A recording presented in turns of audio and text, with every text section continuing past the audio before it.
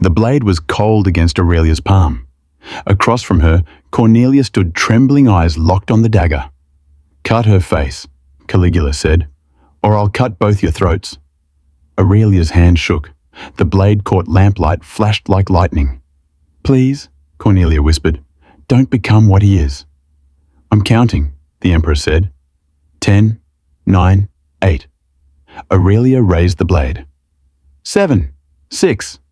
Cornelia closed her eyes. 5, 4. The blade moved closer. 3. Aurelia's hand stopped hovering an inch from Cornelia's cheek. 2. "I can't."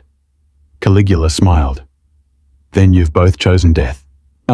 Before I tell you how we got here, before I explain how Rome's most powerful families fed their daughters to a monster, I need you to do something. Subscribe, right now, because what you're about to hear, the truth that's been buried for 2,000 years, needs to survive. And when you reach the moment that makes you want to scream, comment your city below. I want to see how far this testimony travels. Now let me take you back. 3 months earlier, to the night everything ended. The knock came after midnight, not polite, fists pounding wood like they'd break through whether the door opened or not. Aurelia sat up in bed, 15-year-old daughter of Senator Lucius Corvinus, and she'd never heard her father move that fast. His voice from the atrium, steady at first, then cracking. Her mother burst into the room, face white as marble. "Get dressed, now. Your best stola, all your jewelry." "What's happening? Don't ask questions, move." Aurelia's hands fumbled with clasps, ribbons, everything. Her 12-year-old sister Marcella appeared in the doorway. "Where's she going?" "Bed, Marcella, now." But now? Their mother never screamed, never. The sound cut through the house like breaking glass. In the atrium, 2 Praetorian guards waited. Between them, a man in purple robes. Aurelia Corvinus, yes. "The divine Emperor Gaius has selected you for sacred service. You will come immediately." Her father stepped forward. "This can wait until morning. My daughter needs—" "Are you refusing the Emperor?" The question hung there, sharp, final. Everyone knew what refusal meant. Not just death. Erasure. Family names struck from every record. Property seized. Bloodline ended. "No," her father said quietly. "Of course not." "Then we leave now." Her mother grabbed her, pulled her close. "Be invisible," she whispered. "Survive. Do you hear me? Survive." Then the guards were pulling her away, and Aurelia looked back to see her father standing in the doorway, crying. She'd never seen him cry. The litter moved through dark streets, past the Forum, up the Palatine Hill, then away from the main palace toward a smaller wing behind high walls. "Where are we going?" No one answered. They stopped at a guarded gate, passed through, and Aurelia stepped into a different world. A woman waited, middle-aged, stern. "I am Drusilla. You will address me as Domina. You will obey every instruction, no questions. Do you understand?" Aurelia nodded. "I asked if you understand." "Yes, Domina." "Good. Follow me." Inside the walls were covered in frescoes, Venus and her nymphs' celebrations of beauty. The floors were heated. Aurelia had heard of this luxury, but never felt it. They entered a large chamber. Other girls waited. 20, maybe more. All her age or younger, all dressed in silk, too thin to be called clothing. "This is your new family," Drusilla announced. "You will live together, serve together. Someone help her settle in." A girl stepped forward, 17 dark hair eyes that had seen too much. "I'll do it, Domina." "Very well, Cornelia." When they were alone, Cornelia spoke quietly. "How old are you?" 15. "Same as I was? 8 months ago." "What is this place?" Cornelia's laugh was bitter. "They told you sacred service right, an honor." "Yes." "They lied. This is a cage. The Emperor's personal collection." Cold spread through Aurelia's chest. "What do you mean?" "I mean, we're not servants. We're toys. He takes what he wants. When he's bored, we're sold to his friends. Or we disappear. Disappear. 3 girls killed themselves since I arrived. 2 more just vanished. No explanation. I want to go home. We all do. Cornelia grabbed her shoulders. Listen, someone told me this on my first night. It saved my life. Don't be the prettiest, don't be the smartest, be nothing. Blend in. The ones who stand out die first. Why are you helping me? Because I had a little sister your age. She got a summons 2 months ago.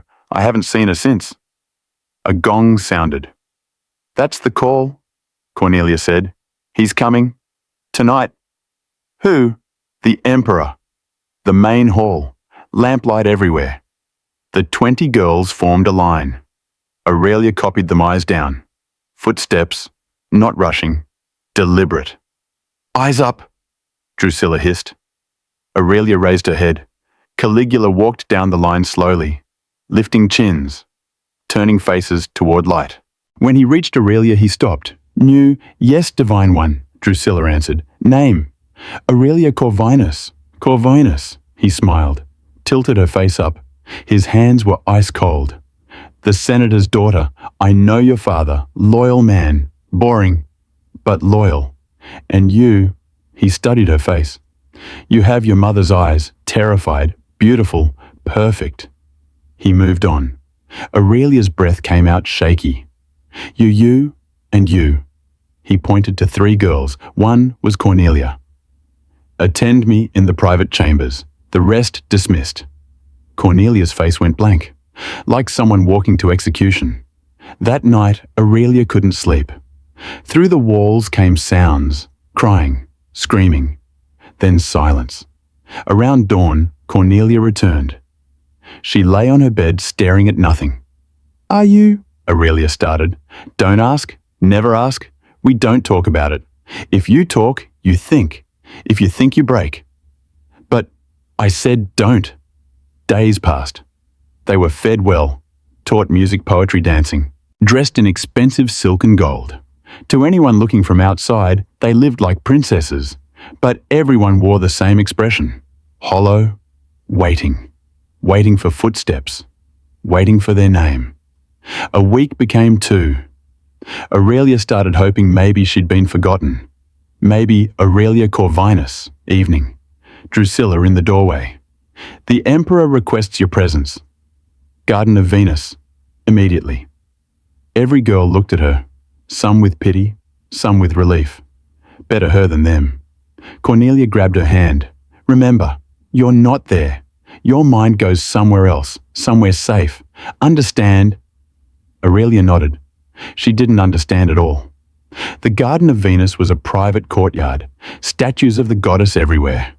Caligula waited by a fountain, alone except for 2 guards at the entrance. Come here, Aurelia approached. Closer. She stepped forward until an arm's length away. Do you know why I built this place? He asked. No, divine one. Because Rome thinks it owns me. The Senate, the people, the gods. Everyone wants to control the emperor. Tell him what he can and cannot take. His voice was calm, conversational. But here I'm not the emperor. I'm a god, and gods don't ask permission. He circled her slowly. Your father voted against my temple construction. Did you know that ice flooded her veins? No, divine one. He hid it well, voted publicly in favor, but he's been secretly undermining funding, encouraging delays. He stopped in front of her. He thinks I don't notice. My father is loyal. Your father is a coward who smiles to my face and plots behind my back, but that's not your fault. He leaned closer. You're innocent, pure, which is why you're perfect. I don't understand. You will. Every time your father closes his eyes, he'll wonder what I'm doing to his daughter. Every Senate session, he'll remember I own what he loves most. And eventually that knowledge will break him. He stepped back. Just like I'm going to break you. Tears burned in her eyes. She wouldn't cry. Nothing to say. What would you have me say? Beg? They usually beg. Would it matter? He laughed. No, but it's entertaining. He waved his hand. Go. Not tonight. I want you to think about this. Anticipate. Fear tastes better when it's had time to grow. Aurelia ran back. Cornelia was waiting. What happened? Nothing. He just talked. That's worse. When he just talks, he's planning something. Cornelia's face was grim. Did he mention your family? My father. Gods, when he brings family into it, he doesn't stop. You're not just a girl to him. You're revenge. What do I do? Survive. Any way you can. Time became strange. Days blurred together. Then a messenger arrived for her father. A banquet. Imperial invitation. Senator Lucius Corvinus and honored guests. And Caligula made Aurelia serve the wine. She entered the banquet hall dressed in transparent silk. 50 senators, their families, all watching. Her father sat 3 tables away. When he saw her, his face drained of color. Caligula was watching him, smiling. Senator Corvinus, he called out, your daughter serves me well, so attentive, so obedient, you must be proud. Every head turned. Yes, divine one. Her father's voice barely held. Very proud. Come, Aurelia, pour wine for your father. She walked to his table. Her hands shook so badly the pitcher rattled. Look at her, Caligula announced, trembling like a virgin before her wedding night. Oh, wait, he laughed. Not anymore. The room erupted in forced laughter. Aurelia poured. Her father's eyes met hers for 1 second. What she saw there broke something inside her. Not anger, not hatred, pure, helpless agony. Drink, Senator, to your daughter's health. Lucius Corvinus raised the cup. His hand shook. Wine spilled onto his tunic. All of it. He drank, choked, drank again. More forced applause. And Aurelia understood. This was the real cruelty. Not what happened in private, but this. Making them both perform their humiliation publicly. Making her father complicit. After the banquet being led back, one senator grabbed her arm. Tell your father, he whispered urgently. He's not alone. There are others. We're planning. A praetorian stepped between them. Problem. The senator released her. No problem. But the message was delivered. Resistance existed. The question was whether they'd act before Caligula destroyed everyone. Back at the house, Cornelia had news. 3 new girls arrived today. One of them is 12. 12. Her voice dropped. And there's worse. I overheard Drusilla. The Emperor is planning something called the selection. Some kind of test. Next week. What kind of test? I don't know. But everyone's terrified. One girl, Livia, tried to run last night. They caught her. They're making an example tomorrow. What does that mean? We all have to watch. Next morning, all 23 girls in the main courtyard. Livia stood in the center, chains on her wrists and ankles. Caligula arrived with his entourage. Livia betrayed my trust, he announced. She tried to leave. This cannot be tolerated. A guard brought forward a brazier of hot coals. But I am merciful. I'll let her choose her punishment. Option 1, I brand her face. She wears the mark forever. Option 2, I take her sister instead. Marcella, isn't it? Still with your family. Livia's face crumpled. No, please, she's only 10. Then accept the brand. I'll accept it. Please don't touch my sister. Beg for it. I'm begging. On your knees. Livia dropped sobbing. Caligula smiled. Too easy. I'll take the sister anyway. Guards send for her. Livia screamed. Not words, pure animal anguish. Aurelia's own scream built in her throat, but Cornelia's hand clamped over her mouth. Don't, she hissed. Don't make a sound. That's what he wants.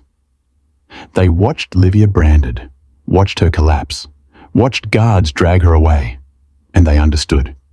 This place wasn't designed to destroy bodies. It was designed to destroy souls. Slowly, methodically, piece by piece. That night, Aurelia made a decision. She would remember every face, every name, every crime. Somehow, she would make sure the truth didn't die here.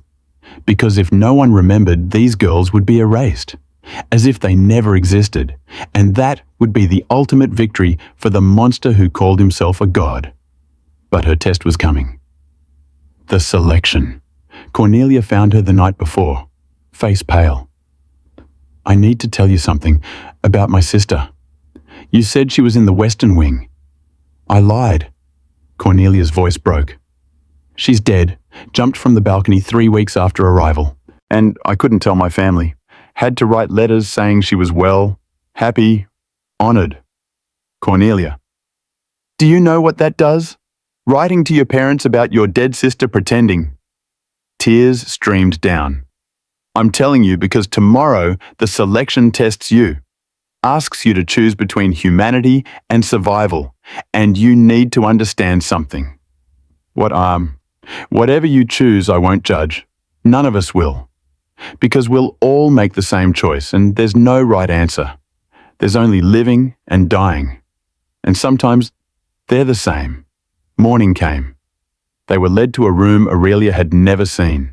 Large, empty, except for a marble table in the center. On it lay a dagger. Caligula entered. Welcome to the selection. Today you learn about divine power, about sacrifice, about what it means to serve. He walked around the table. The rules are simple. I call 2 names. Those girls step forward. One picks up this dagger. One uses it to mark the other. Just a small cut. Across the cheek. Nothing fatal. The girl who refuses to cut gets executed. The girl who accepts the cut receives special privileges, food, comfort, freedom from certain duties. Silence. And if both refuse, someone asked, both die. And I called 2 more names. We continue until someone understands that obedience is survival. He let that sink in. First pair. Aurelia's heart hammered. Aurelia? No. And Cornelia? The world tilted. Cornelia's eyes found hers, wide, terrified. Well, Caligula's voice was patient. We have all day, but every minute you delay, I add another pair. So, your choice affects everyone. Aurelia stepped toward the table. No, Cornelia whispered. Don't. If I don't, we both die. Then we both die. I'm not letting you die for me. And I'm not letting you become a monster for me. They stood on opposite sides, the dagger between them. Caligula leaned forward. Aurelia's hand reached for the blade. Cornelia's hand shot out, grabbed it first. I'll do it, Cornelia said. No, I'm older. I've already lost pieces of myself. You're still whole. Cornelia, don't. Close your eyes. I won't. Close your eyes. Aurelia closed them. She felt Cornelia's hand on her face, gentle, almost loving. I'm sorry, Cornelia whispered. Then pain, sharp, burning, across her left cheek. Aurelia gasped, opened her eyes. Blood dripped onto the marble floor. Cornelia dropped the blade like it burned her, stared at her own hand. I'm sorry, she said again. I'm so sorry. Caligula applauded. Excellent. See how easy that was, next pair. 2 more names called. 2 more girls forced to choose. It continued for hours. By the end, every girl in the room had either cut or been cut. Every girl carried a scar. Every girl had become what they'd sworn they'd never be. Collaborators. That night, Aurelia stood in front of a bronze mirror, touched the cut on her face. It would scar. A permanent mark. Cornelia appeared behind her. I'll never forgive myself, she said quietly. You saved my life. I destroyed your soul. There's a difference. Then we're even, because I would have done the same to you. They stood there, 2 girls who'd been forced to wound each other, 2 girls who now shared something darker than friendship. They'd learned what Caligula wanted them to learn, that anyone can become a monster. All it takes is the right pressure, the right fear, the right choice. And somewhere in the palace, Caligula smiled, because he'd just created exactly what he wanted. Not victims, weapons, girls who would do anything to survive, even destroy each other. The scars on their faces were visible, but the scars on their souls ran deeper, and those would never heal. 3 weeks after the selection, a new girl arrived, 12 years old, terrified. Marcella Corvinus, Aurelia's sister. When Marcella saw Aurelia's face, saw the scar, she burst into tears. "What did they do to you?" Aurelia pulled her close. "Nothing compared to what they'll do if we don't protect each other." "I want to go home." "So do I. But right now, home is each other, understand?" Marcella nodded against her shoulder, and Aurelia made a silent vow. She'd failed Cornelia, she'd let herself be turned into something she hated. But she wouldn't fail her sister, whatever it cost, whatever she had to become. Marcella would survive this, even if Aurelia didn't. Because some things are worth losing your soul for, and family is one of them. The real horror of the House of Divine Virtue wasn't the physical abuse. It was this: the way it took good people and turned them into accomplices. The way it made you choose between your humanity and your survival. The way it proved that under the right circumstances, anyone could become the monster. And the worst part, Caligula knew it. That's why he smiled when he watched them. Because he wasn't just destroying bodies, he was destroying the very idea that goodness could survive in the face of absolute power. And so far, he was winning. But somewhere in Rome in the shadows, men were gathering, planning, sharpening blades. Because eventually, every tyrant makes the same mistake. He believes he's untouchable. And that belief is always what kills him. The question was whether anyone would survive long enough to see it. Marcella lasted 3 days before she tried to run. Aurelia found her at dawn, standing at the garden wall, fingers bloody from trying to climb the stones. "I can't stay here," Marcella whispered. "I can't become like you." The words hit harder than any blade. "Like me. With that scar, with those empty eyes, you're not my sister anymore." Aurelia grabbed her shoulders. "Listen to me. You run, they catch you. They catch you, they make an example. You know what that means? I don't care. They'll bring mother and father here. Make them watch whatever he does to you. Is that what you want?" Marcella's face crumpled. "I want to go home." Home doesn't exist anymore. This is it. So you either survive it, or you destroy everyone who loves you trying to escape it. Footsteps behind them. Cornelia appeared breathless. "Drusilla's coming. Morning inspection." Aurelia yanked Marcella away from the wall, wiped the blood from her hands with her own stola. "You were never here," she hissed. "Understand?" Marcella nodded, tears streaming. Drusilla rounded the corner, eyes scanning like a hawk. "You're up early?" "Couldn't sleep," Aurelia said. "The heat." Drusilla's gaze moved to Marcella. "And the new one?" "I brought her to see the gardens. She's homesick." "Homesickness is weakness. Weakness is punished." She stepped closer to Marcella. "Are you weak?" "No, Domina." "Speak up. No, Domina." "Good. Inspection in 10 minutes, both of you." She turned and walked away. When she was gone, Marcella started shaking. "I can't do this." "You can. You will." Aurelia pulled her close. "Because I didn't survive the selection to watch you throw it away." "What's the selection?" "Something you'll never have to face if you listen to me." But Aurelia was wrong. 2 weeks later, Caligula announced a new game. "The young ones bore me," he said during evening assembly. "They cry too easily, break too quickly. I need something fresh." He walked down the line of girls studying faces. "The Corvinus sisters. Yes, you two will do nicely." Aurelia's stomach dropped. "Tomorrow night you'll perform for my guests, a demonstration of loyalty."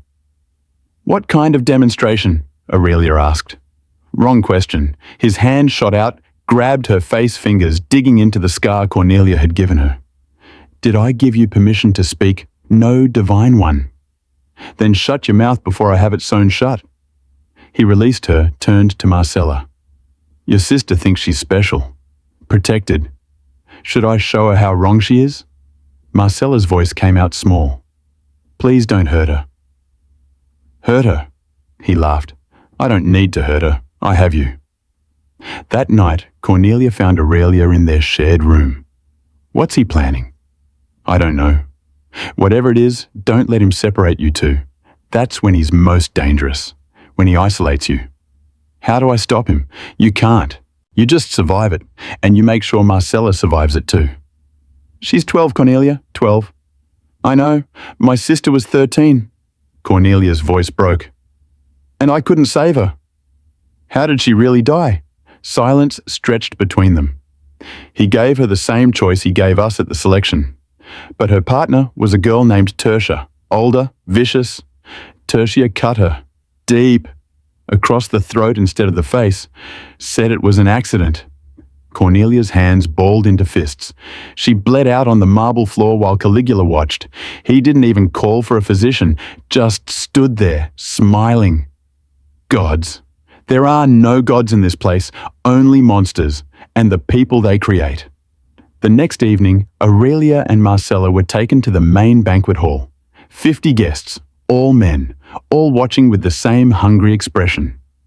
Caligula sat on a raised platform, wine cup in hand. Gentlemen, tonight's entertainment is special. 2 sisters, one who's learned to obey, one who hasn't. He gestured to the center of the room. Aurelia, Marcella, come forward.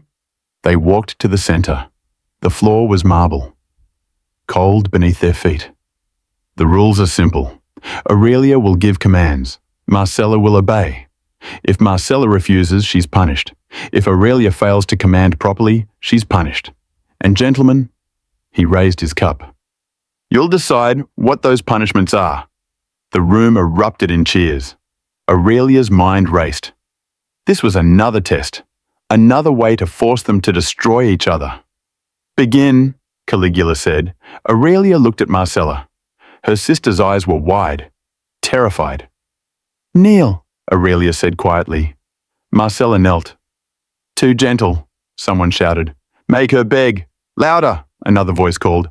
Command her like you mean it. Caligula leaned forward. They're right. You're holding back. Don't. Stand, Aurelia said, voice shaking. Marcella stood. Turn around. She turned. Faster, a guest demanded. She's moving like she has a choice. Caligula raised his hand. Silence fell. You're not understanding the game, Aurelia. Let me clarify. The commands must humiliate, must degrade, must prove that you value your own survival more than your sister's dignity. I won't. Then she pays for your defiance. Guards. 2 praetorians stepped forward. No, Aurelia shouted. I'll do it. I'll do whatever you want. Good. Then give her a real command, something that hurts. Aurelia's throat closed. She looked at Marcella, who was crying silently. Tell them you're worthless, Aurelia whispered. What? Marcella's voice cracked. Louder, Caligula said, so everyone can hear. Tell them you're worthless. Aurelia repeated, voice stronger now. Marcella stared at her, betrayed, broken. I'm worthless. Again. I'm worthless. Convince us, a guest called out. Say it like you believe it. I'm worthless, Marcella screamed. I'm nothing. Is that what you want to hear? The room exploded in applause. Aurelia felt something inside her shatter, something that couldn't be repaired. Excellent, Caligula said. See how easy it is now. More commands. You have all night. For 3 hours, Aurelia gave commands, each one worse than the last, each one tearing away another piece of Marcella's soul, each one proving that Caligula was right. Anyone could become a monster. All it took was the right pressure. When it finally ended, Marcella wouldn't look at her. I'm sorry, Aurelia whispered as they were led back. Marcella said nothing. In their room, Cornelia was waiting. I heard, don't. Aurelia, I said don't. I know what I did. I know what I am. You did what you had to. That's what they all say. The people who commit atrocities. I had to. There was no choice. But there's always a choice. I chose my life over her dignity. I chose to become what he wanted. You chose to keep her alive. Same thing. Marcella came in later. Wouldn't speak, wouldn't eat, just lay on her bed, staring at the ceiling. Aurelia tried to approach. Marcella, don't touch me. Please, let me explain. Explain what? That you enjoyed it. I saw your face. After a while, you stopped shaking. You got comfortable giving orders. making me humiliate myself. That's not true. Isn't it? Marcella finally looked at her. You're becoming like him, like all of them. And the worst part, you don't even see it. The words were a knife to the chest. Because maybe Marcella was right. Maybe the real horror wasn't what was done to them. It was what they were becoming to survive it. 3 days later, another girl arrived. 15 years old. Senator's daughter. Same terrified expression they'd all worn. Her name was Livia.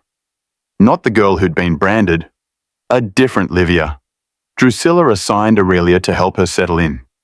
Show her how things work, Drusilla said. Make sure she understands. In the bathing room, new Livia asked the same questions they all asked. How long have you been here? 3 months. When can we leave? We can't. But my father is powerful. Your father is powerless. They all are. The sooner you accept that, the better. Livia touched Aurelia's scar. How did you get this? A test. There will be others. You'll face them too. What kind of tests? The kind that prove you're willing to destroy yourself to survive. I don't understand. You will. That night, Caligula summoned Livia to the Garden of Venus. She went in terrified, came back broken. Same pattern, same destruction. Aurelia watched it happen and felt nothing. No sympathy, no anger, just numbness, Cornelia noticed. You're disappearing. What? Inside yourself. I've seen it before. Girls who survive by shutting down, feeling nothing, becoming empty. Maybe that's better. Maybe feeling nothing is the only way to get through this. Or maybe it's exactly what he wants. To hollow us out until we're just shells. Breathing, but not really alive. Then what's the alternative? I don't know, but I know my sister died fighting. She never let him erase who she was, even at the end. And look where that got her. Cornelia slapped her, hard. Aurelia's hand went to her cheek, stared at Cornelia in shock. Wake up, Cornelia said. You're disappearing and you don't even care. That's worse than dying. That's erasing yourself before he gets the chance. You think I want this? You think I chose to become... You didn't choose what happened to you, but you're choosing how you respond to it.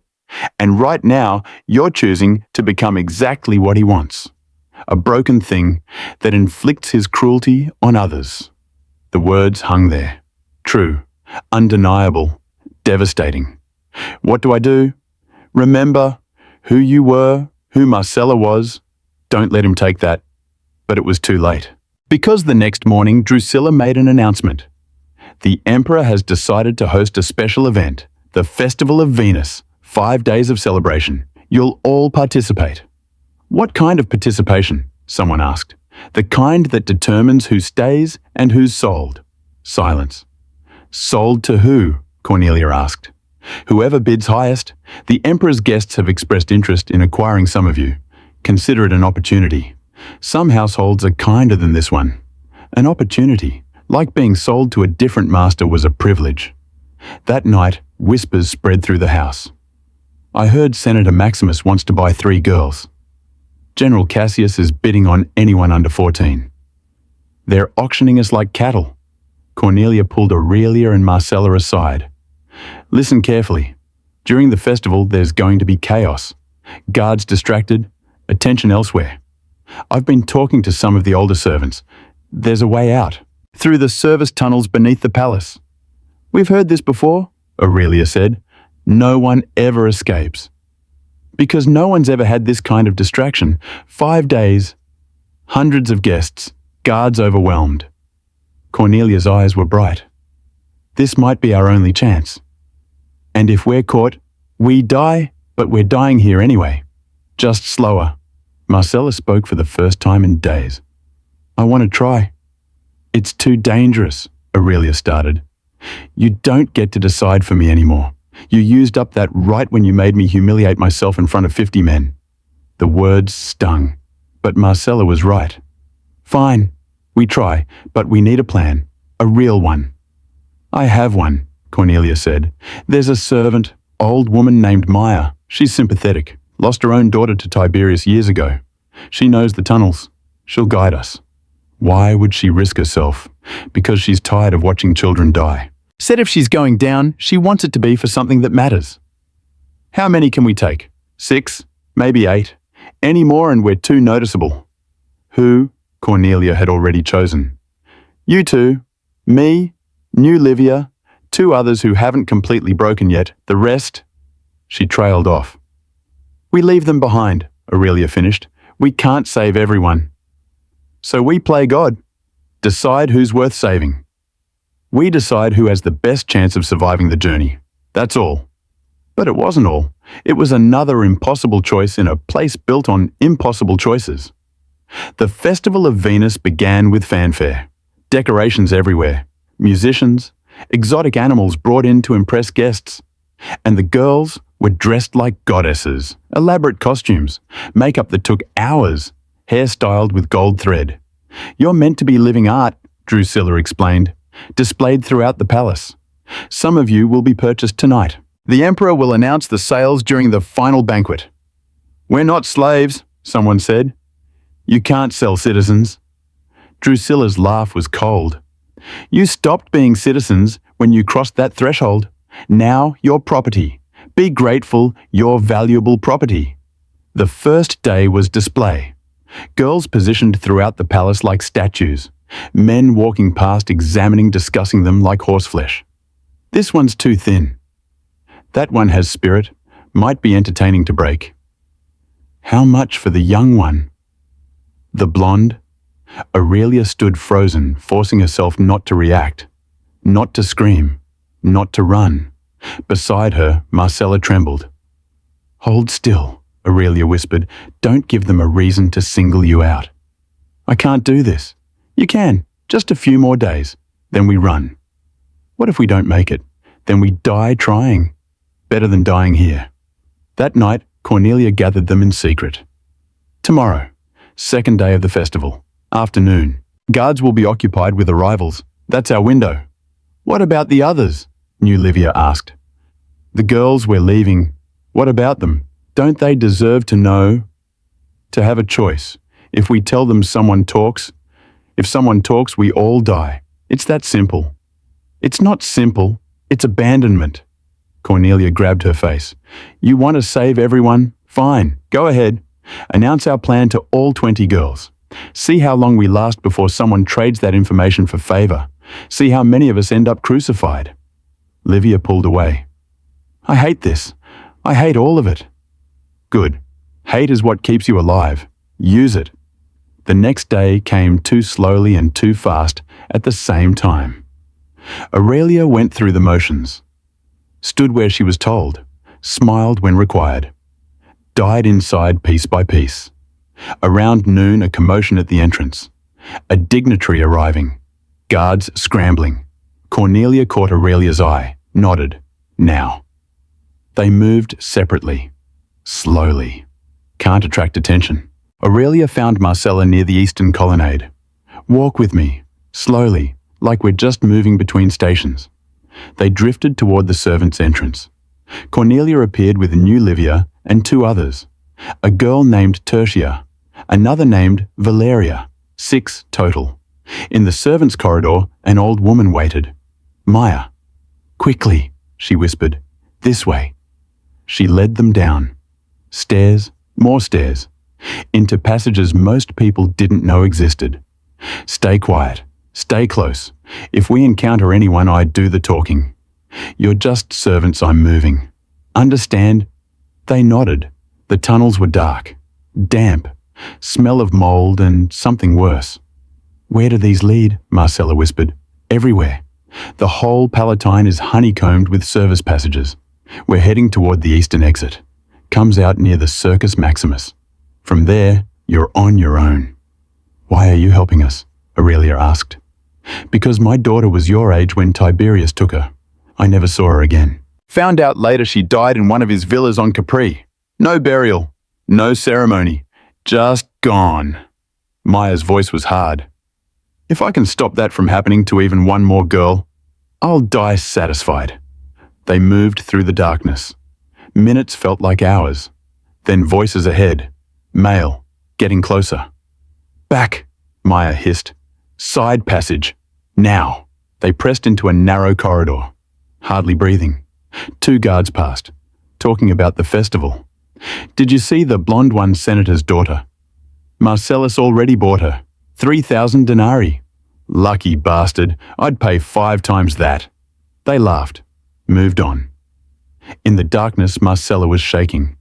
They're selling us. Right now. While we're down here. Then we made the right choice, Cornelia said. Keep moving. They went deeper. The passages narrowed, ceiling lower. Then Maya stopped. This is it. That door leads outside. But listen carefully. Once you go through, you can't come back. And ever. If they catch you, I'm dead. Your families are dead. Everyone you've ever known is dead. Understand? What about you? Aurelia asked. Come with us. I'm too old to run. Too tired. This is my last act. Make it count. We can't just leave you. You can and you will. Maya pushed the door open. Sunlight flooded in. Go. Now. Before I change my mind. One by one they slipped through. Aurelia was last. She turned back to Maya. Thank you.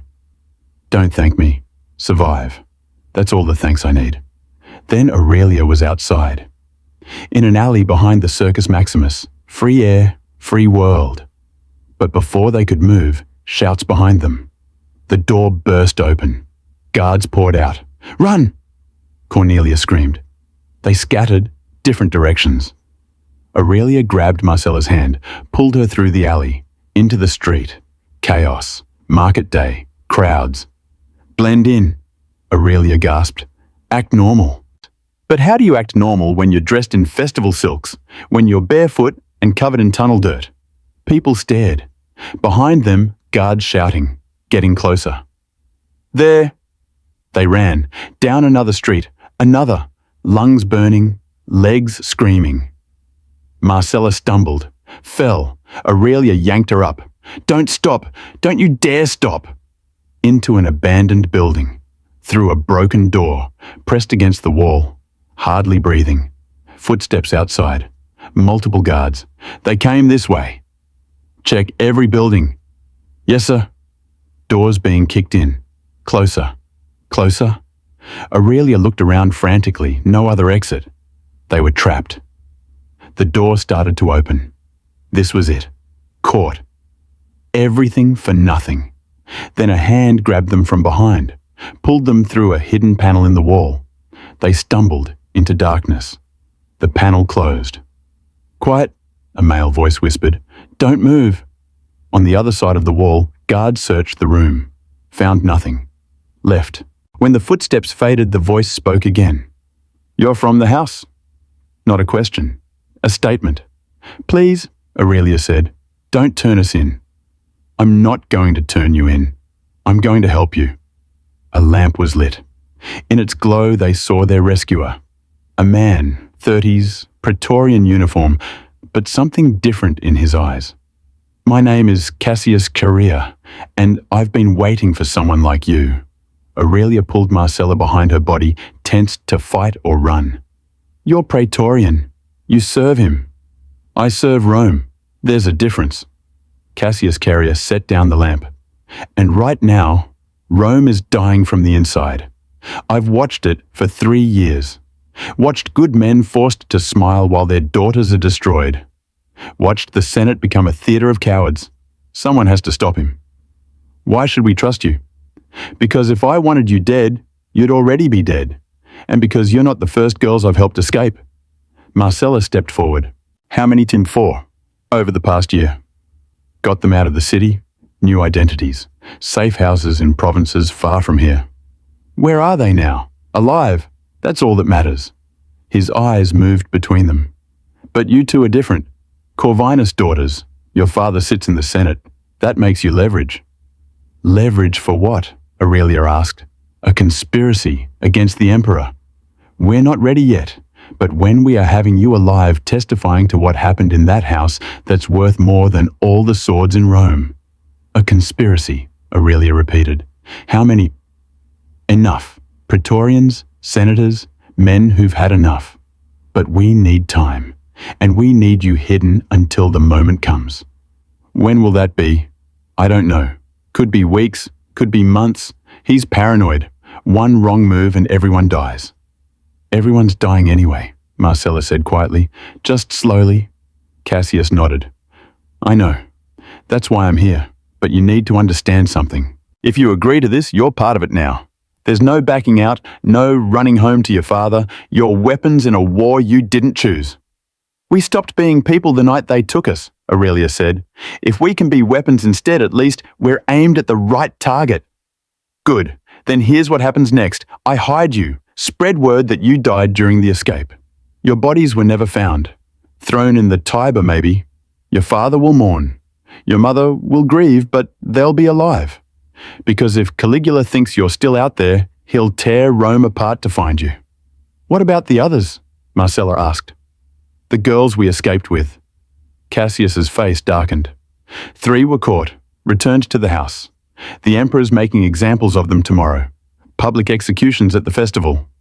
The air left Aurelia's lungs. Who? 2, I don't know. The 3rd is Cornelia. No, not Cornelia. We have to go back, Aurelia said. You have to do nothing. You go back, you die. And Cornelia's sacrifice means nothing. She's not a sacrifice. She's a person. She helped us escape. And now she's caught. That's the reality. The hard, ugly reality. You can mourn her later. Right now, you survive. Marcella was crying silently. This isn't fair. Nothing about this is fair, but fair doesn't keep you alive. Smart does. And right now, smart is staying hidden. Cassius moved toward the door. Wait here. I'll return after dark with supplies, food, water, clean clothes. When it's safe, I'll move you to a better location. And if you don't come back, then you're on your own, but at least you'll be free. He left them in the darkness. Hours crawled by. Marcella wouldn't speak. Just sat with her knees pulled to her chest, rocking slightly. Aurelia wanted to comfort her.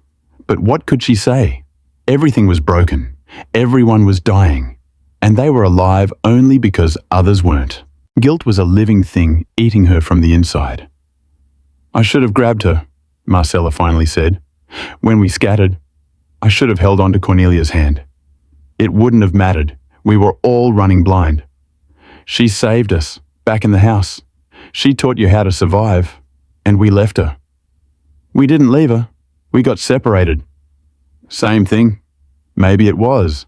Maybe every survival was someone else's death. Maybe that's what living in hell meant. You either climbed over bodies or became one. Night fell. Cassius returned as promised. Bread, cheese, water, clean tunics that didn't scream palace runaway. The executions are scheduled for tomorrow afternoon, he said, during the festival's peak, maximum audience. How? Aurelia asked. Does it matter? I need to know what she's facing. Cassius sighed. Crucifixion, all 3 girls, on the palace steps. Caligula wants everyone to see what happens to those who run. Marcella made a sound like a wounded animal. There's more, Cassius continued.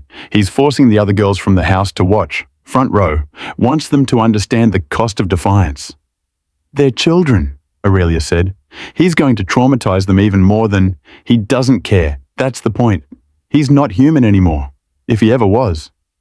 Cassius handed them the supplies. I'm moving you before dawn. There's a safe house near the forum, owned by a freedman who owes me his life. You'll stay there until we're ready. Ready for what exactly?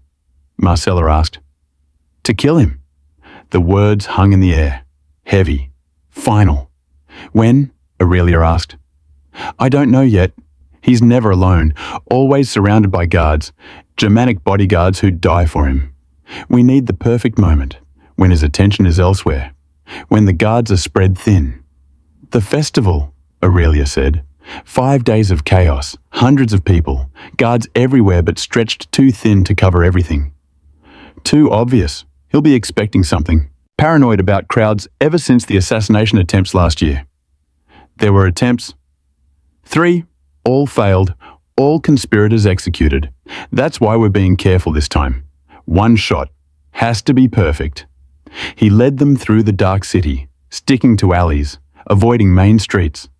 The safe house was small, one room, barely furnished. But it had a lock on the door and no red lanterns. Stay inside. Don't open the door for anyone but me. I'll bring food every 2 days. If I don't come for 4 days, assume I'm dead. Take whatever coin I left and run. Where would we run? Marcella asked. Anywhere but here. He left them, again. And the waiting began. Again, time moved strangely. Too fast and too slow. Every sound outside made them freeze. Every footstep could be guards. Every voice could be discovery. On the second day, Cassius returned. The executions happened. Aurelia's stomach clenched. Tell me. Cornelia lasted 6 hours. The other 2 died faster. Cornelia kept talking, shouting, telling everyone who passed what happened inside the house. Names, details, everything. His voice carried something like admiration. The guards tried to shut her up. Couldn't. She kept going until her voice gave out. Did anyone listen? Marcella asked. Some. Most walked past, too afraid. But some listened. Some remembered. That's something.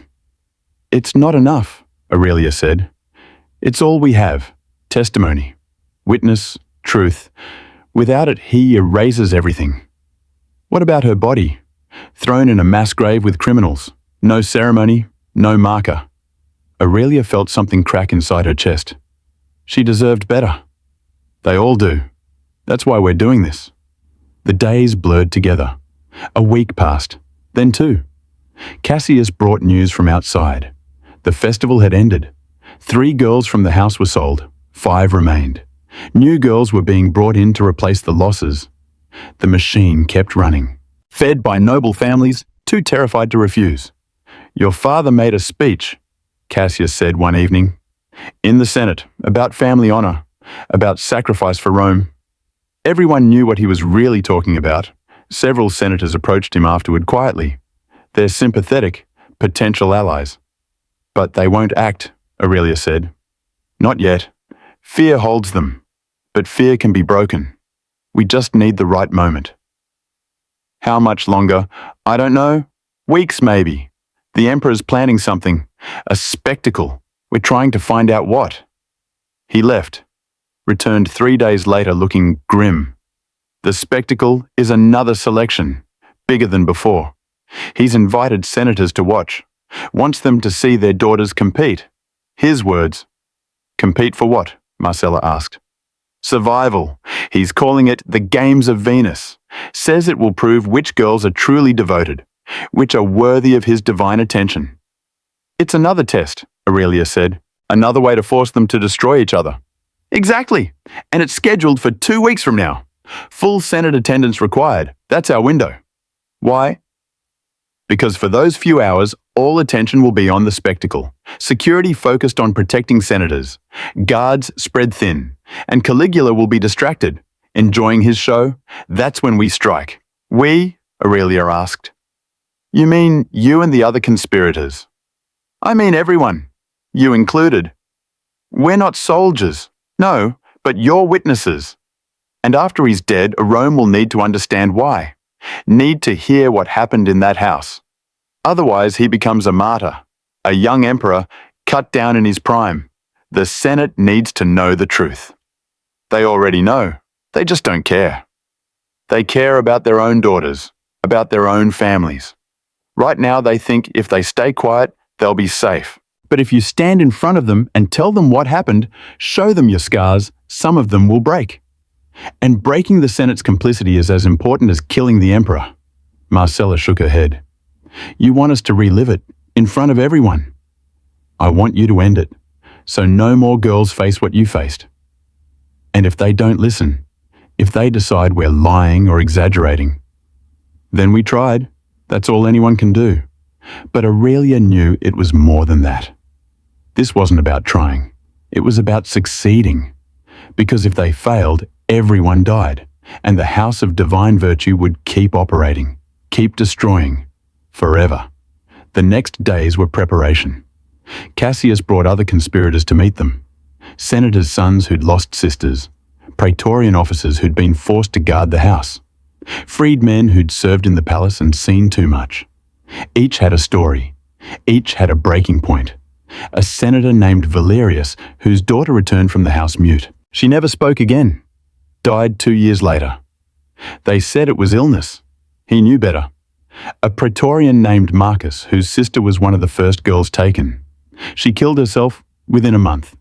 He found her body, still had nightmares about it. A palace servant named Julia, who'd witnessed the selection. Watched children forced to wound each other. She'd been fired for crying. Considered it a blessing. How many are we? Aurelia asked. 23 confirmed, Cassius said. Maybe 30 total. Not everyone's revealed themselves yet. Too dangerous. That's not enough to take the palace. We're not taking the palace. We're killing one man, in a corridor, away from the main event. Quick, quiet, then chaos. And in that chaos, the truth gets told. It's not enough, Marcella said. You kill him, Claudius becomes emperor, or someone worse. The system doesn't change. Maybe not, but one monster dies. And maybe, just maybe, the next emperor thinks twice before building another house of divine virtue. It wasn't hope, but it was something close. The night before the Games of Venus, Cassius came with final instructions. You'll be hidden in the servant passages, near the main arena where the games are happening. When it's done, when he's dead, I'll come get you. You'll have maybe 10 minutes before word spreads. That's your window. You speak to the senators. Tell them everything. Fast, clear. Then you run. Run where? Aurelia asked. Out of Rome. I have horses waiting. Coin, documents. You head north. To Gaul. I have contacts there. People who can hide you permanently. What about our parents? We'll believe you're dead. Safer that way. For everyone. So we lose everything. You're alive. That's not nothing. But it felt like nothing. Survival without family, without identity, without home. Still, better than the alternative. The morning of the games arrived.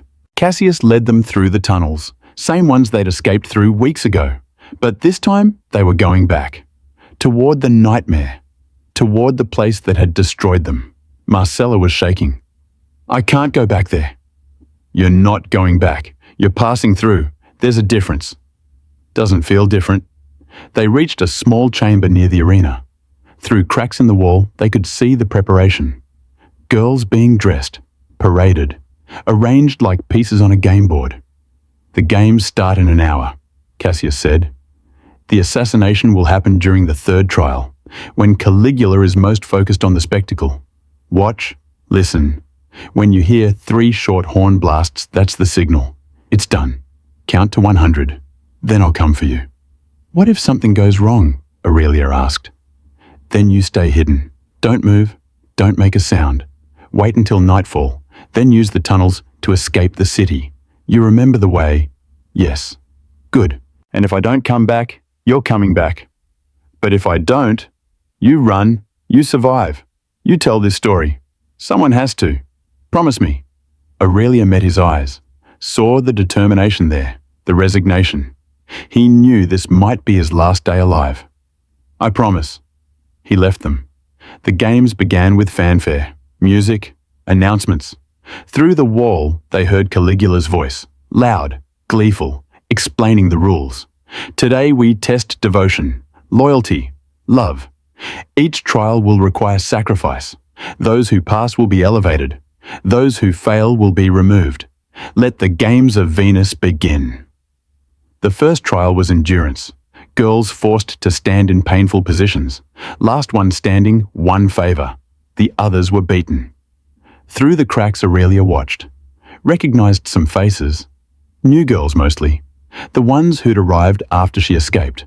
One collapsed. Guards dragged her away. Screaming. The second trial was worse. Sisters paired against each other. Forced to answer questions. Personal questions. Intimate questions. Wrong answers earned punishment for both. One pair refused to answer. Both were dragged out. Aurelia never saw them again. The third trial began. This one involved choices. Each girl given a decision. Save herself or save another. But the choices were rigged. designed so that either option resulted in suffering. Caligula was laughing.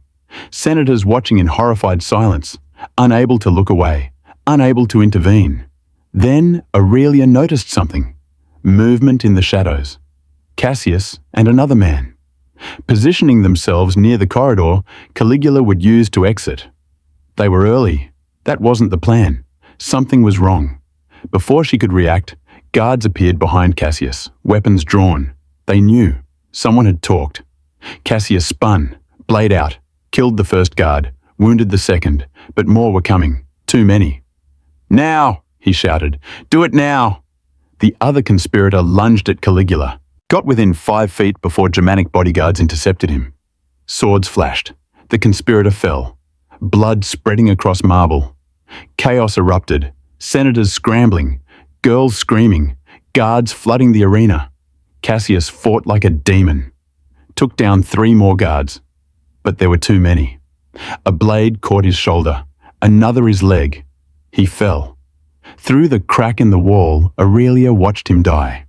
Watched the guards surround him, finish him. Watched Caligula walk over to his body. Crouch down. Say something Aurelia couldn't hear. Then the emperor stood, smiled at the crowd. Treachery in my own palace. How exciting. Guards find anyone connected to this man, anyone who served with him, anyone who spoke to him. I want them all, alive. The order was clear. Everyone dies. We have to go, Marcella whispered urgently. Now, before they search the tunnels. But Aurelia couldn't move, couldn't look away. Cassius had died trying to kill a monster, and the monster was still alive, still smiling, still in control. Aurelia! Marcella grabbed her arm. We have to move. Finally, Aurelia tore her eyes away. They ran through the tunnels, the way they'd memorized, toward the exit near the Circus Maximus. Behind them, sounds of pursuit. Guards searching, getting closer. They burst out into daylight. The city was in chaos, word spreading fast. Assassination attempt, conspiracy, lockdown. The horses, Aurelia said. Cassius said there would be horses. They found them. 2 mounts, saddlebags with supplies. But guards were already entering the area, searching. There, they mounted, kicked hard. The horses bolted, through the streets, past the forum, toward the city gates. But the gates were closing. Lockdown protocol. Faster! Aurelia shouted. They rode hard, reached the gate just as it started to swing shut, squeezed through with inches to spare. Behind them, shouts, horns, pursuit. They rode north, away from Rome, away from everything they'd ever known. Rode until the horses couldn't run anymore, until their own bodies were ready to collapse. Finally stopped in a forest, miles from the city, gasping, shaking. What do we do now? Marcella asked. Aurelia didn't have an answer. The conspiracy was destroyed. The conspirators dead or dying. Caligula was still alive, still in power, still untouchable. They'd escaped. But at what cost? And for what we survive, Aurelia finally said. That's what Cassius wanted. What Cornelia died for. We survive. We remember. And someday, somehow, we tell the truth. Who'll listen? I don't know, but we have to try. They sat in the forest as darkness fell. 2 girls who'd escaped hell twice. 2 girls who'd lost everything, but they were alive. And sometimes in a world of monsters, survival was the only victory available, even if it felt like defeat. The next morning, they continued north, using the supplies Cassius had provided, following roads he'd marked on a crude map. 3 days later, they reached a small village.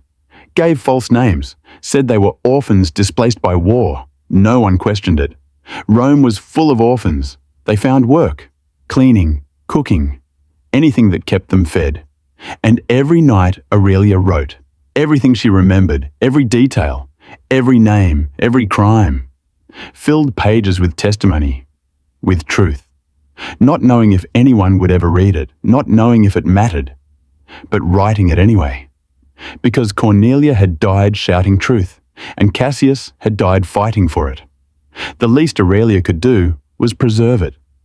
Even if the only person who ever read these words was Marcella, even if the truth died with them, it had to be written, had to exist somewhere. Because silence was complicity, and she'd been complicit long enough. Months passed, rumors reached them. The emperor was getting worse, more paranoid, more violent. The Senate was fracturing, plotting in whispers, but nothing came of it. Then, one day, news arrived that changed everything. January 41st AD, the emperor was dead, assassinated, by his own Praetorian Guard.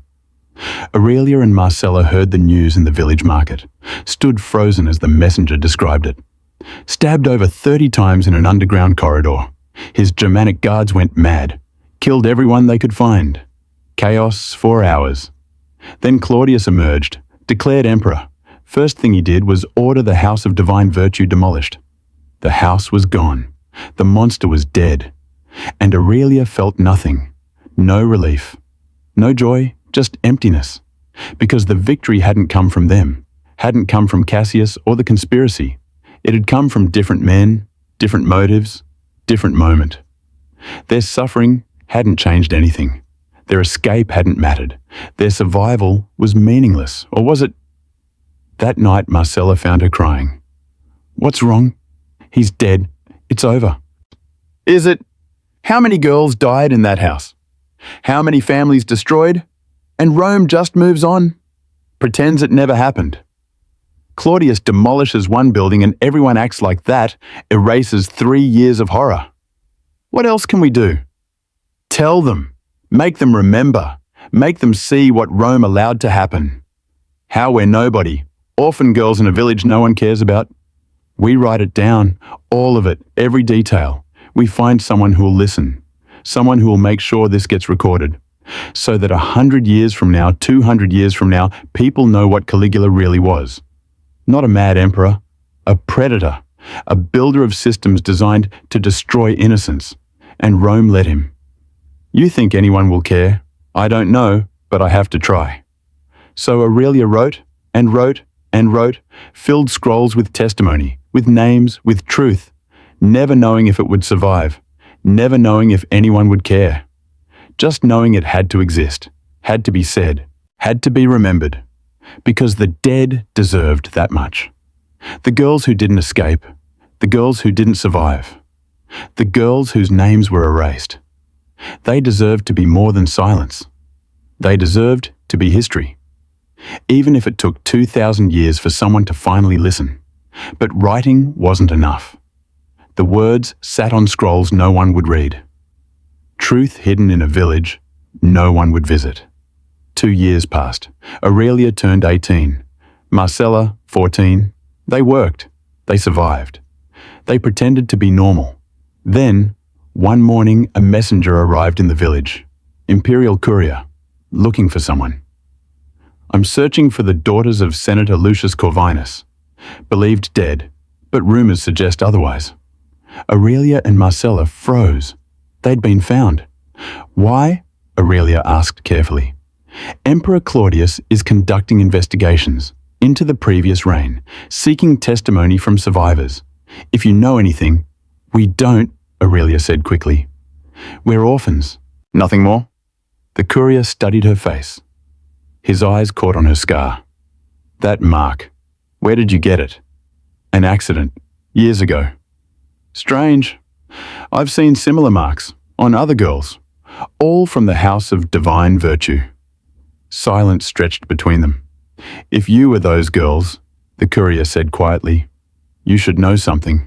Your father is dying. Illness. Maybe weeks left. He's been asking for you. Wants to see his daughters one last time before he dies. Marcella's hand found Aurelia's, squeezed tight. We're dead, Aurelia said. Let him believe that. It's kinder. Is it? Or is it cowardice? The word hit like a slap. You don't know what we've been through. I know what your father's been through. 3 years believing his daughters were tortured and killed. 3 years of guilt. Wondering if he could have saved you. If refusing the emperor would have been better than compliance. The courier's voice softened. He deserves to know you survived, even if you never forgive him. After he left, Marcella spoke. We should go back. It's too dangerous. He's dying. We'll never get another chance. You heard the courier. Claudius is investigating. If we go back, we'll be questioned, forced to testify, dragged into politics we barely escaped. Good. Maybe that's what needs to happen. Maybe silence is worse than danger. Aurelia looked at her sister, 14 years old, but ancient in her eyes. The girl who'd been taken at 12, who'd survived hell, who'd grown harder and sharper in exile. When did you become braver than me? Aurelia asked. The night you held that blade over Cornelia. I realized courage isn't about not being afraid. It's about doing things despite the fear. You taught me that. 3 days later, they were on the road to Rome, traveling at night, avoiding main routes, using the coin Cassius had left them. Rome had changed. New emperor meant new rules. The Praetorian presence was smaller, less oppressive. People moved without constant fear, but the scars remained, in whispers, in avoided topics, in the way families guarded their daughters more carefully now. They reached their family's villa after dark. The gate was different, reinforced, guarded. State your business, a guard said. We're here to see Senator Corvinus. He's not receiving visitors. He'll receive us, Marcella said. Tell him his daughters have returned from the dead. The guard's face went pale. That's not possible. The Corvinus daughters died 3 years ago. Tell him anyway. Minutes later, their mother appeared. Claudia, older now, hair gone grey, face lined with grief. She stared at them, hand over her mouth, shaking. It's not possible. Mother, Aurelia said. Claudia collapsed. Actually collapsed. The guards caught her. When she recovered, she pulled them both inside. Wouldn't let go, kept touching their faces like checking if they were real. How they said you died. Escaping. Bodies thrown in the river. We survived, Marcella said. Others didn't. Where have you been? North, a village, working, hiding. Why didn't you come home? Because home wasn't safe, because Rome wasn't safe. Because we needed to disappear. Aurelia pulled back. Where's father? Claudia's face crumpled. Upstairs. He's weak. The doctors say days, maybe less. He's been asking for you. In his sleep, calling your names. They climbed the stairs. Their father's room was dark, smelled of sickness and approaching death. Lucius Corvinus lay in bed, thin, grey, barely recognizable. Father, Aurelia whispered. His eyes opened, clouded, confused, then focusing. Aurelia, yes, you're dead. I watched them take you. I did nothing. You're dead. I'm here. We both are. Marcella too. Marcella stepped forward. Her father's hand reached out, trembling, touched her face. You're real. We're real. Tears streamed down his face. I'm sorry. I'm so sorry. I should have refused, should have fought, should have protected you. You would have died, Aurelia said. I died anyway. Just slower. Every day knowing what I'd done, what I'd allowed. His grip tightened on Marcella's hand. Tell me what happened. I need to know. So they told him. Everything. The selection, the games, the escape, Cassius, Cornelia. All of it. He listened, wept, broke apart piece by piece. Other fathers, he said when they finished, other senators. We met secretly, tried to plan something. But we were cowards, all of us, too afraid to act, and our children paid the price. Some tried, Aurelia said. Cassius died trying. And I lived, survived by doing nothing. That's not living. That's just breathing. You're alive to hear this now, Marcella said. To know we survived. That has to count for something. Does it? Or does it just extend my guilt? He coughed. Blood on his lips. Listen, both of you. Claudius is investigating. Wants testimony. Evidence. He's trying to rebuild Rome's reputation. Show that the new emperor is nothing like the old one. You need to testify. We're not victims to be paraded, Aurelia said. You're witnesses to atrocity, the only ones who can ensure it never happens again. It will happen again. Different emperor, different name, same system. Not if you break the system. Not if you force Rome to face what it enabled. He coughed again, harder. Promise me. Promise you'll testify. Make them hear it. Make them remember. Father, promise. Aurelia looked at Marcella. Her sister nodded. We promise.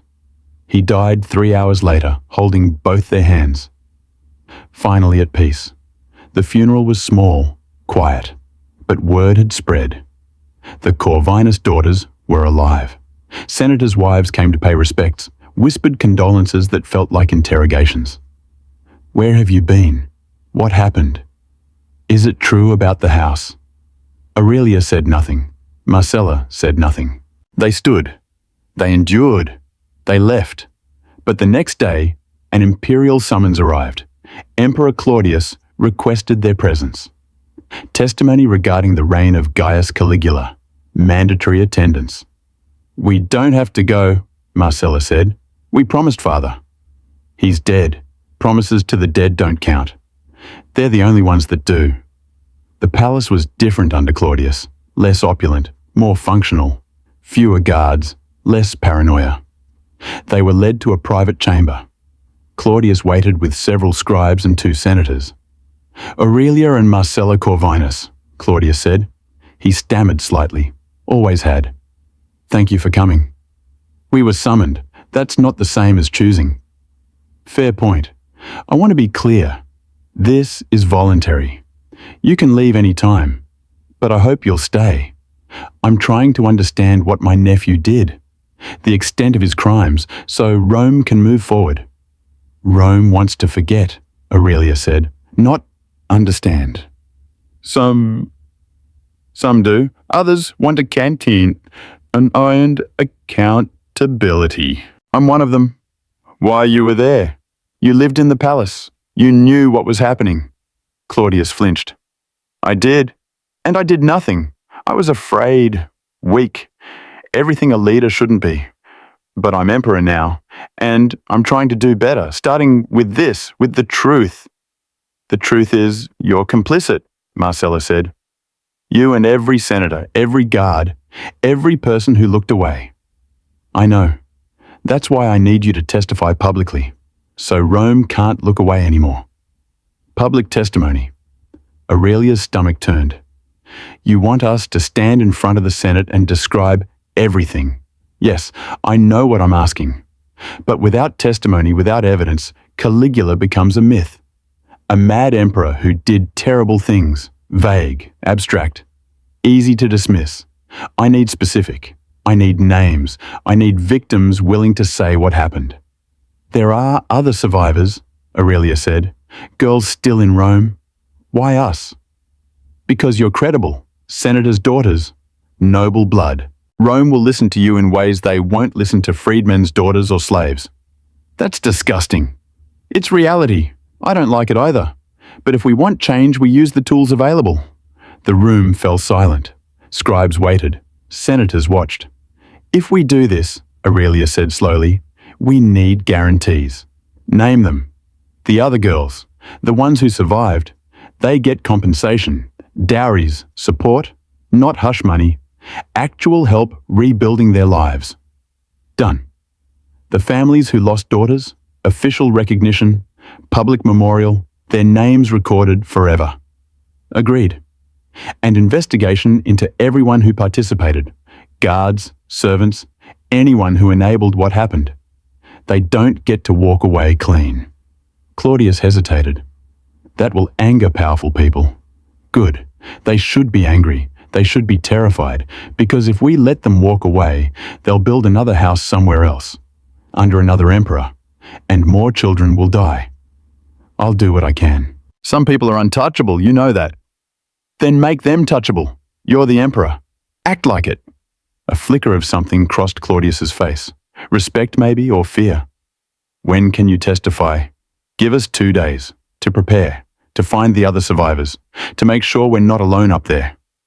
You won't be. I've found 3 others, girls who were in the house. They've agreed to speak. Who? Livia, Tertia, and a girl named Julia. Aurelia's heart sank. Tertia. The girl who'd cut Cornelia's sister. The girl who'd become what the house wanted her to become. Tertia is not a victim. She's a perpetrator. She was 14, forced to choose between survival and morality. She chose survival, just like you did. The words cut deep. Because he was right. Aurelia had made the same choices. Cut Cornelia, humiliated Marcella, become what she swore she'd never be. Fine. We'll testify, all of us. Together. 2 days later, the Senate assembled. Special session. Packed chamber. Every senator present. Required attendance. Aurelia stood outside the Senate House. Marcella beside her. The other 3 survivors with them. Livia looked hollow. Tertia looked defiant. Julia looked terrified. We don't have to do this, Julia whispered. We can run. And go where?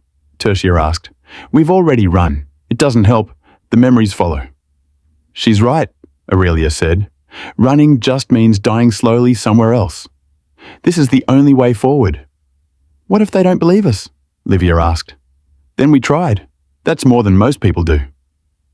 The doors opened. An attendant gestured them inside. The Senate chamber was massive, tiered seating, hundreds of faces staring down at them. All male, all powerful, all complicit. Claudius sat at the front. He stood when they entered. Senators of Rome. These young women have come to testify about events during my nephew's reign. They will speak without interruption. Any senator who attempts to silence them will be removed. Is that clear? Murmurs, nods, agreement forced by imperial command. Aurelia Corvinus, please begin. Aurelia stepped forward, looked up at the tiers of senators, saw her father's empty seat, saw men who'd attended those banquets, who'd watched, who'd said nothing. My name is Aurelia Corvinus. 3 years ago I was 15 years old. The emperor summoned me to a place called the House of Divine Virtue. He told my family it was an honor. It was a lie. Her voice was steady, strong, louder than she expected. For 3 months, I lived in that house with 20 other girls, all daughters of senators, all between 12 and 17 years old. We were not servants. We were not priestesses. We were prisoners, entertainment, property. She described the selection, the blade, Cornelia's choice, her own scar. Senators shifted uncomfortably. Some looked away, others stared. No one interrupted. Marcella spoke next. Described the games, the humiliation, the commands she'd been forced to obey. Livia described the suicides, girls who couldn't survive, bodies removed in the night. Families told their daughters died of illness. Tertia's testimony was the hardest. She described what happened when you became what the house wanted, when survival meant becoming a monster, when the girl who cuts becomes the one who's cut. I killed someone, Tertia said. Her voice cracked. Not with a blade, but with silence. I watched a girl named Cornelia die on a cross. She was screaming truth, and I said nothing. That's murder too. By the time Julia finished describing what she'd witnessed as a servant, half the senators were crying. The other half looked sick. Claudius stood. Senators, you've heard testimony, first-hand accounts. These are not rumors, not exaggerations, not political attacks. This is truth. Documented, witnessed, undeniable. What do you want from us? An older senator asked. Acknowledgement. Public declaration that these crimes occurred, that Rome allowed them, that we were all complicit through our silence. That will destroy reputations, families, careers. Good. Those reputations were built on the bodies of children. They deserve to be destroyed. Another senator stood. And what of punishment? For those who enabled this, investigations will continue. Those found directly responsible will face consequences. But frankly, we're all responsible. Everyone in this room. We knew, we suspected, we did nothing. Because he would have killed us. He killed our daughters instead. The shout came from Senator Valerius, the man whose daughter had returned mute. We chose our lives over theirs. Don't pretend we didn't have a choice. We chose wrong. The chamber erupted. Arguments, accusations, denials. Claudius banged his staff. Enough. This testimony will be recorded, preserved, made public. Rome will know what happened. And we will ensure it never happens again. How? Aurelia asked. Her voice cut through the chaos. How do you ensure it never happens again when the system that enabled it still exists? Silence fell. The system where one man holds absolute power, where the Senate is powerless, where families can't refuse imperial commands without dying. That system. How do you fix that?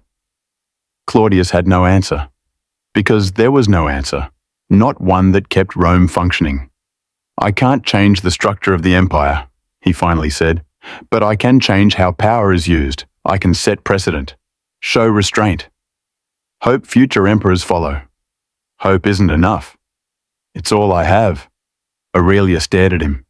The stammering emperor, who'd hidden behind curtains while children were destroyed, who was now trying to make amends. It wasn't enough. Would never be enough. But it was something. After the testimony, the 5 girls stood outside the Senate house, exhausted, empty, changed. What happens now? Julia asked. We live, Aurelia said. We rebuild. We survive. That's it. We just go on. What else is there? Justice. Punishment. Something. There is no justice for this. No punishment adequate. We spoke our truth. That's all victims can ever do. The rest is up to Rome. They dispersed. Back to their separate lives. Separate hells. Separate attempts at healing. Aurelia and Marcella returned to their mother's villa. Claudia had prepared rooms for them. Familiar but foreign. Home but not home. That night, Aurelia couldn't sleep. She went to her father's study, found his journals, read his entries from 3 years ago. Today, I sent my daughter to the emperor. I condemned her to save my life. I am a coward. History will not forgive me. I cannot forgive myself. Page after page of guilt, self-hatred, plans to resist that never materialized, prayers to gods that never answered. Her father had suffered too, differently, but suffered. Maybe that's what Caligula's real genius was. He didn't just destroy his victims, he destroyed everyone connected to them, created circles of trauma that spread through families, through Rome, through time. Marcella found her reading, sat beside her. Do you think it mattered? She asked. The testimony. I don't know. Maybe some future daughter will be spared because we spoke. Maybe not. But we did what we could. Is that enough? It has to be. Because it's all we have. They sat together. 2 survivors, 2 sisters. 2 girls who'd been destroyed and rebuilt into something harder. Not healed. Maybe never healed. But alive, and fighting, and refusing to let silence win. Outside Rome continued, indifferent, eternal, moving forward while barely glancing back. But somewhere in the Senate archives, scrolls were being filed, testimony recorded, truth preserved, and maybe centuries later someone would read it. Someone would understand, someone would remember, would. The girls who were erased, the women who were destroyed, the children who were sacrificed so Rome could pretend everything was fine. Their names would survive. Their stories would echo. And that defiance against forgetting, that insistence on being remembered, was its own kind of victory. Even if it came too late. Even if it changed nothing. Even if the only people who cared were the dead. It mattered. They mattered. And no empire, no matter how eternal, could erase that. But Rome didn't change. Not really. Not in ways that mattered. Claudius published the testimony, had it read in the forum. Nobles pretended to be shocked. Common people whispered about it for weeks. Then life moved on. 6 months after the Senate hearing, Aurelia received a visitor, a young woman, maybe 20, well-dressed, nervous. My name is Prima. I was in the house after you escaped. Aurelia's chest tightened. Come in. Prima entered, sat. Wouldn't make eye contact. I heard you testified. About what happened. I wanted to thank you. For what? For making them listen. Even if they didn't care, at least they heard. Did it help you? Prima's laugh was bitter. No, nothing helps. I still wake up screaming. Still can't let anyone touch me. Still see his face every time I close my eyes. But at least now people know. At least my family can't pretend it was an honor. What happened after we left? It got worse. He was angry about the escape. Punished everyone. The selection happened every week. Girls cutting girls, breaking each other. Some died. Most went insane. She finally looked up. Her eyes were dead. I was there 14 months, survived by becoming what he wanted. Did things I can never speak about, never forgive myself for. You survived. That's all that matters. Is it because I'm not sure the thing that survived is still me? I look in mirrors and see a stranger, a monster wearing my face. Aurelia understood. She saw the same thing every morning. The Emperor is dead. The house is destroyed. Why are you here? Because I need to know something. Does it get better? The nightmares, the fear, the guilt. Aurelia wanted to lie, to offer false comfort. But Prima deserved truth. No, it doesn't get better. You just get used to carrying it. Prima nodded slowly. That's what I thought. She left. Aurelia never saw her again. Heard later she'd married a merchant, moved to Egypt, had children. Seemed normal from outside. But Aurelia knew better. Knew that normal was a performance. That the girl Prima had been died in that house. What remained was just someone pretending to be alive. More survivors found Aurelia over the following months. 12 in total. Each with the same haunted eyes. Each asking the same questions. Does it get better? How do you survive? What do you do with the rage? Aurelia had no answers. Just solidarity. Just witness. Just the acknowledgement that they'd all been through hell and emerged changed. Some adapted. Found ways to function. Built lives that looked acceptable from outside. Others couldn't. 3 killed themselves within a year. 2 went mad. 1 joined a mystery cult and disappeared into religious fervor. The survivors who remained formed an unofficial group, meeting monthly at Aurelia's villa. Not to talk about what happened, but to sit together. To exist in shared silence. To not be alone with memories that no one else could understand. Marcella attended sometimes, but she coped differently. Through anger, through action. She started working with Claudius's investigators, tracking down guards who'd served at the house, servants who'd enabled the system, officials who'd looked away. We got another one, she told Aurelia one evening. Guard named Decimus. He was there, did nothing to stop it, claimed he was just following orders. What happened to him? Exile, lost his pension, family name struck from military records. That's not enough. I know, but it's something. Better than nothing. Is it, or does it just let us pretend justice exists? Marcella slammed her cup down.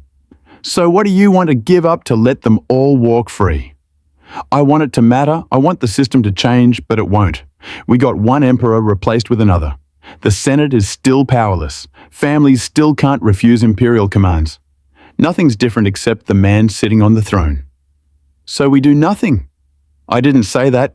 I just don't know what we're doing anymore, who we're doing it for. For the girls who didn't survive. For Cornelia. For everyone who died in that place. The dead don't care about revenge. They're just dead. Then we do it for us, so we can sleep at night knowing we fought back. But Aurelia couldn't sleep regardless.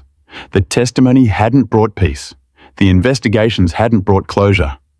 She still saw Cornelia's face, still heard Marcella's voice from that banquet, still felt the blade in her hand. 2 years after the testimony, Tertia came to visit. I'm leaving Rome, she said, going to Gaul, starting over, running away. Maybe, but staying here is killing me. Every street reminds me, every face could be someone who was there. I need distance, need to be somewhere that doesn't know what I did. You were a victim. I was a perpetrator. Both things are true. I survived by becoming what the house wanted, by hurting others. That doesn't go away because I was also hurt. What will you do in Gaul? I don't know. Maybe teach, maybe just exist. But I'll be anonymous there.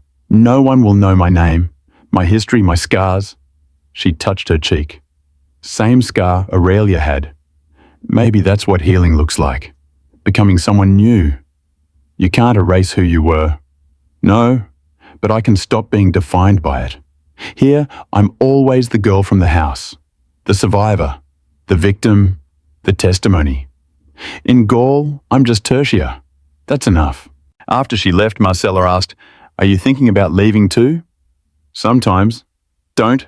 I can't do this alone. Do what chase ghosts punish people who don't care. Testify to senators who won't change anything. Survive. That's what we do. We survive. Together. But surviving felt increasingly pointless. 3 years after the testimony, 4 years after the escape, Aurelia was 20. She should have been married by now, had children, built a life. Instead, she spent her days reading reports of investigations that went nowhere. Nights writing testimony no one would read. Existence without purpose. Breathing without living. Then one day, a scholar came to visit. Old man, Greek, named Philo. "I'm writing a history," he said, "of Caligula's reign. I've read your testimony. Remarkable. Devastating. True. What do you want? Details. The testimony was public, formal. I need the human story, the emotions, the reality beyond the facts." Why? Because history matters. Because if we don't record these things accurately, they become myths, exaggerations. Eventually, people doubt they happened at all. Let them doubt. I don't care anymore. But future generations will care. Girls 100 years from now, 200, they need to know this happened. That powerful men can become monsters. That systems can fail. That survival is possible even when it seems impossible. I'm tired of being a lesson, a warning, a testimony. I want to be a person. You are a person who survived something horrific. That doesn't define you, but it's part of your story. And stories matter. Aurelia looked at him, old, earnest, believing that words could change things. Fine, I'll tell you, but I want something in return. What? Names, all of them. Every girl who died in that house, every survivor who's still living. I want them recorded, not as numbers, as people, with families, histories, lives that mattered. Done. She spent 3 weeks with Philo, telling him everything. Details she'd never spoken aloud. Moments she'd tried to forget. He wrote it all down, pages and pages of testimony. "This will survive," he said when they finished. "Long after we're gone, long after Rome falls, someone will read this. Someone will understand. How do you know Rome will fall? All empires fall. It's just a matter of time." After he left, Aurelia felt lighter. Not healed, but less burdened. The story existed outside her now, preserved, independent of whether she survived. That evening, Marcella found her in the garden. The investigator found someone, one of Caligula's Germanic bodyguards, the one who killed Cassius. Aurelia's blood went cold. Where? Hiding in the north. Bought a farm, changed his name, living like nothing happened. What do you want to do? I want justice. I want him to face what he did. Cassius is dead. Justice won't bring him back. It's not about bringing him back. It's about accountability, about making people pay for their crimes, even if it destroys us in the process. What process we're already destroyed? At least this way we fight back. Aurelia looked at her sister. 17 now, hard, angry, consumed by rage that would never be satisfied. If we go after him, it never ends. There will always be another guard, another enabler, another person to punish. Where does it stop? When they're all dead. Then it never stops, and we spend our lives chasing revenge instead of building something new. Building what? A life of family. How I can't let anyone touch me without flinching. Can't trust anyone. Can't sleep without nightmares. What kind of life is that? The only one we have. Then I don't want it. The words hung between them, heavy, terrifying. Marcella, I'm not going to kill myself. Don't worry. I'm just saying, this isn't living, it's existing, and I'm tired of existing. That night, Aurelia made a decision. She couldn't change the past, couldn't bring back the dead, couldn't fix Rome or the Senate or the system. But she could try something different. The next morning, she went to see Claudius. I want to start a school, she told him. A school for girls, all classes, not just nobility, teaching reading, writing, philosophy, self-defense, law, everything they need to understand power, to recognize abuse, to resist. That's radical. The Senate will hate it. Let them hate. You're the emperor. Make it happen. Why? Because prevention is better than testimony. I don't want more girls learning what we learned. I want them learning how to fight before the fight comes to them. Claudius considered. It will be controversial, expensive, difficult. Everything worthwhile is. I'll approve it on one condition. You run it. You're the face of this, the testimony, the survivor, the teacher. I'm not qualified. You survived what most people couldn't imagine. That's qualification enough. 3 months later, the school opened. Small building near the Forum. 20 girls initially. Daughters of freedmen, merchants. Even a few slaves Aurelia bought and freed specifically for the program. She taught them history, showed them how power corrupts, how systems fail, how silence enables evil. She taught them rhetoric, how to argue, how to speak truth to power without dying for it. She taught them to fight, basic self-defense. Nothing elaborate, just enough to buy time, to escape, to survive. And she taught them something else, something no school had ever taught. You are not property, she told them on the first day. You are not decorations. You are not prizes for men to win. You are human, complete, valuable.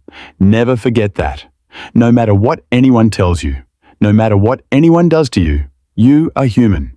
And that means you have rights, even if Rome doesn't recognize them. Some girls listened. Some dismissed it. Some understood immediately. One girl, maybe 12, raised her hand.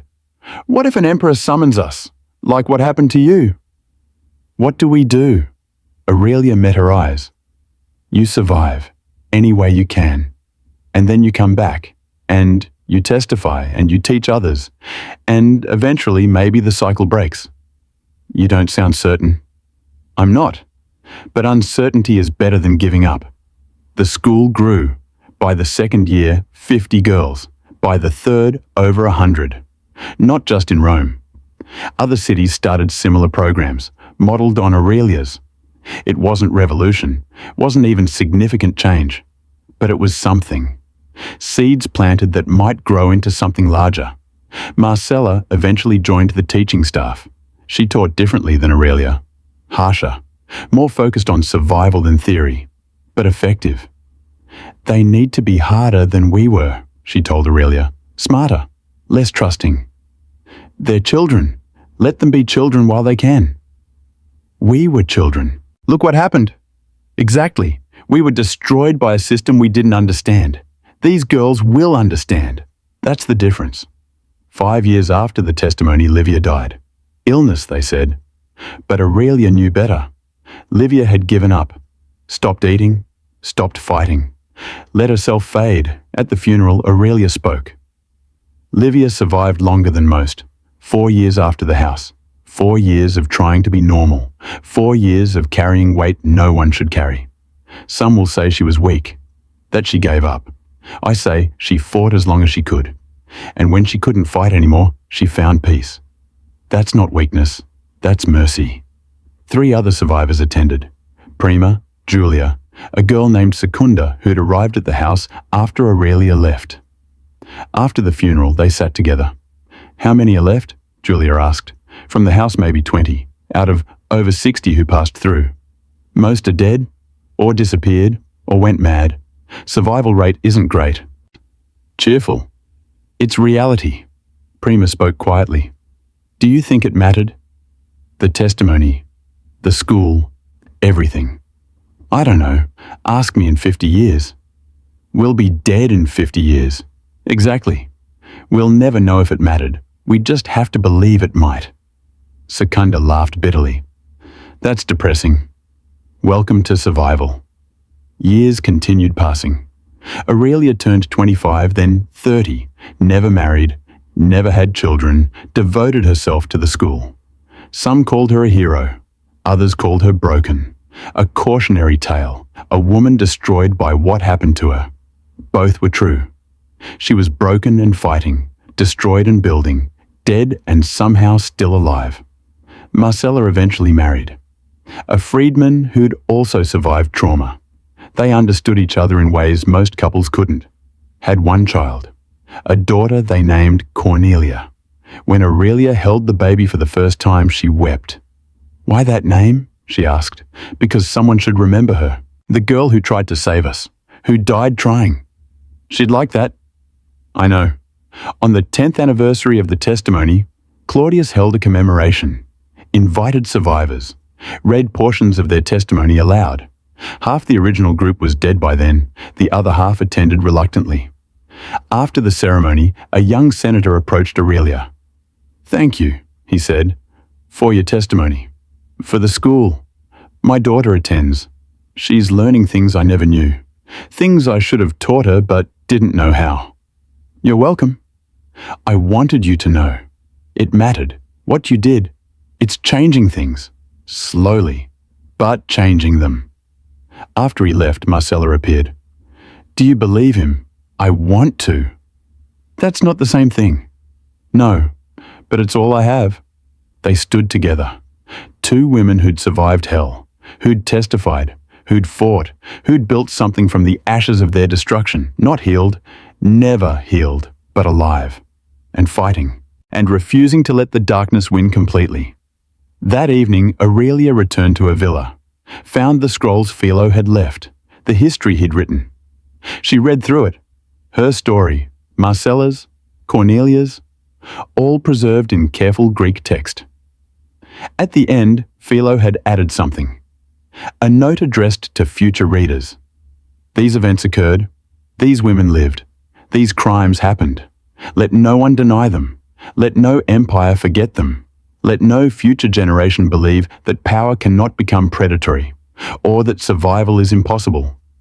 These women proved both truths. They endured. They testified. They survived. And in surviving, they ensured that the girls who died were not forgotten. That is victory. Not perfect, not complete, but victory nonetheless. Aurelia closed the scroll, looked out at Rome, the eternal city that had destroyed her and everyone she loved, and she made peace with something she'd been fighting for years.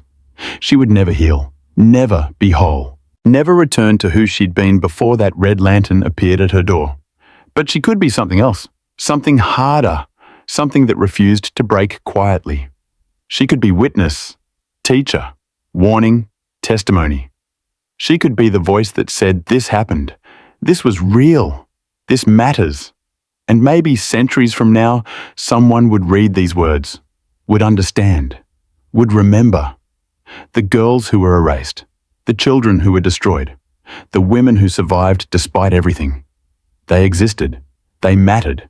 They fought, and no empire, no matter how eternal, could silence that truth forever. Evil had won the day, but it hadn't won history, and that distinction, small as it was, made all the difference. Because the greatest victory isn't surviving trauma. It's ensuring the trauma gets remembered, named, acknowledged, so that future victims know they're not alone, so that future perpetrators know they'll be held accountable. So that future societies know what happens when power goes unchecked and silence becomes complicity. Aurelia couldn't save the girls who died, couldn't heal the ones who survived, couldn't change Rome or its systems. But she could tell the truth, preserve it, pass it forward. And in a world built on lies, truth was its own form of resistance. The house of divine virtue was destroyed. Caligula was dead. The survivors were scattered. But the testimony remained, written, recorded, preserved. And as long as someone remembered, as long as someone spoke the names of the forgotten, The darkness hadn't won completely. That wasn't justice, wasn't redemption, wasn't healing, but it was defiance. And sometimes defiance is the only victory available to those who've lost everything else.